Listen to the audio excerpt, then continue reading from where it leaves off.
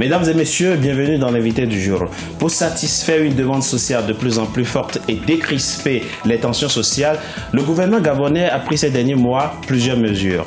La dernière en date est l'augmentation de près de 30% des salaires des quelques 82 000 fonctionnaires gabonais.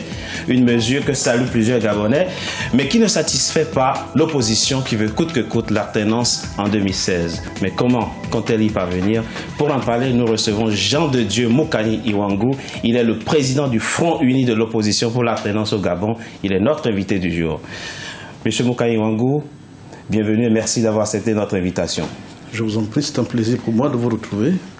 Dans vos déclarations, dans vos discours, un mot revient avec récurrence, le changement. Que voulez-vous changer au Gabon? La gouvernance du pays. Lorsque dans une république, un homme règne pendant 42 ans. Vous assimilez le fils au père? Le fils est autant que le père, comptable du passé et du passif. Parce qu'au demeurant, il a été de toutes les équipes, en tout cas des équipes de son père. Nous pensons que pour autant que nous sommes une république, nous avons le droit de changer. L'alternance est dans la nature des faits en milieu démocratique, surtout lorsque le régime en place, visiblement, n'engrange pas de succès au plan social. Au plan social, évidemment, nous venons d'évoquer une mesure sociale assez forte, l'augmentation de 30% des salaires. Il y a les logements sociaux qui sont en construction et qui vont être accessibles à un grand nombre de Gabonais. Ces mesures ne trouvent pas grâce à vos yeux? Sur le principe, je dois me féliciter de l'augmentation du salaire, pourvu qu'elle ne soit pas simplement nominale. Il faut aller aux indicateurs de qualité. Y a-t-il eu indexation de cette mesure-là, de cette augmentation avec le niveau d'inflation vraiment? C'est là qu'il faut apprécier la pertinence de cette mesure. Les spécialistes pensent qu'il n'y aura aucune inflation sur le marché. Le débat n'est pas sur les spécialistes, c'est celui de la réalité quotidienne, le panier de la ménagère. Est-ce que ce panier l'emporte-t-il? Je voudrais vous rappeler que ce gouvernement, pour les mêmes fins, avait cru devoir à un moment prendre des mesures de nature à créer des accessoires de solde qui ont pour nom la prime d'incitation à la recherche pour ceux qui est des enseignants de l'université ou la prime d'incitation à la performance.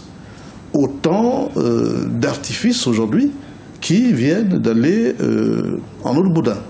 Mais quand on juge de façon globale les différentes réformes entreprises par l'actuel gouvernement, le plan stratégique d'émergence du Gabon, même si ça reste effectivement un idéal, il y a tout de même des choses concrètes qui se font avec 3 piliers essentiels, l'humain, les mines et l'agriculture.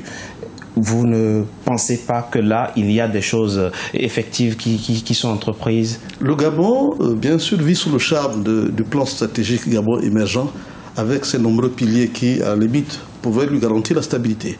Sauf que voilà, monsieur, c'est de belles formules sans grandes conséquences sur le terrain. Et le débat, comme je l'ai rappelé tout à l'heure, il est dans la réalité quotidienne. C'est beaucoup de communication, on doit savoir au gouvernement de cela.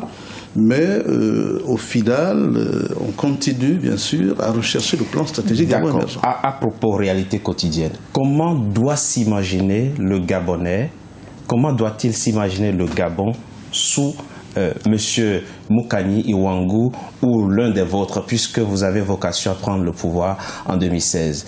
Que proposez-vous concrètement aux Gabonais? Il faut revisiter le modèle gabonais, de toute évidence. Parce qu'aujourd'hui, modèle économique, dites-vous? D'abord politique, naturellement. Parce que nous pensons que ce pays coule sous le poids des institutions particulièrement onéreuses qui gagnent, me semble-t-il. Il vient de décider la réduction du train de vie de l'État avec la diminution des salaires des membres du gouvernement. Voyez-vous, après 50 ans d'expérience, il vient de diminuer les salaires du gouvernement jamais, dit-on. De manière nominale, parce qu'il faut encore aller au véritable traitement, aux revenus. Ils sont suffisamment nombreux pour que je ne puisse pas entonner l'hymne à la joie. Donc, ce pays-là dispose de toutes les ressources pour amorcer son décollage. On l'aurait fait depuis. Mais on nous promet l'émergence à l'an 2025, semble-t-il. Donc, nous n'y sommes pas, voyez-vous. Peut-on s'imaginer une gouvernance concertée? Est-ce que tous les Gabonais ne peuvent pas se mettre ensemble pour justement bâtir, construire le Gabon, plutôt que de s'empêtrer dans des divisions qui finalement ne servent pas le peuple gabonais?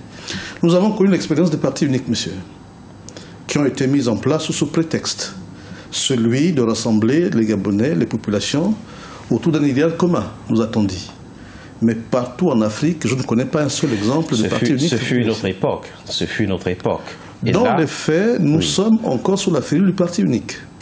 Tous les Gabonais n'ont pas accès aux médias de service public, de sorte effectivement à offrir aux populations les moyens de pouvoir discerner le bon grain de livret. Vous dites qu'il faut revisiter le modèle politique. D'accord. Au plan économique et social, que feriez-vous que l'actuel gouvernement ne fait pas? C'est ce que les Gabonais veulent savoir. Absolument. Mais je crois qu'il y a toute une éthique qu'il faut réinventer, monsieur. Le Gabon, notre pays, dispose de tous les atouts.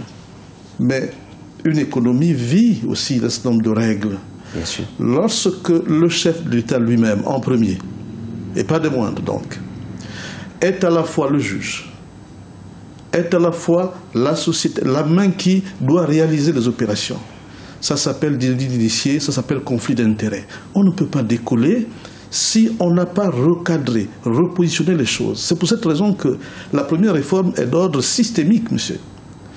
Pour le reste, lorsque les règles auront été mises en place, bien sûr, nous sommes pour une économie la plus libérale possible, mais avec un État qui doit savoir orienter, fixer les orientations et les priorités. Une dernière question pour finir. Quelle est aujourd'hui la base électorale dont vous disposez et qui puisse vous conforter dans l'idée qu'en 2016, effectivement, il y aura l'alternance au Gabon? Depuis 1990, c'est-à-dire le retour au multipartisme, l'opposition a toujours emporté les élections, mais le régime a toujours pris le pouvoir. Il y a, voyez-vous, sur la base de l'expérience gabonaise, une distinction à faire entre remporter les élections et prendre le pouvoir. Nous avons toujours remporté les élections, nous allons nous organiser pour prendre le pouvoir. Monsieur Mukai Wangou, merci d'avoir été notre invité. C'est moi. Mesdames et messieurs, c'était l'invité du jour. Merci d'avoir été en notre compagnie. Restez avec Africa 24 pour la suite de nos programmes.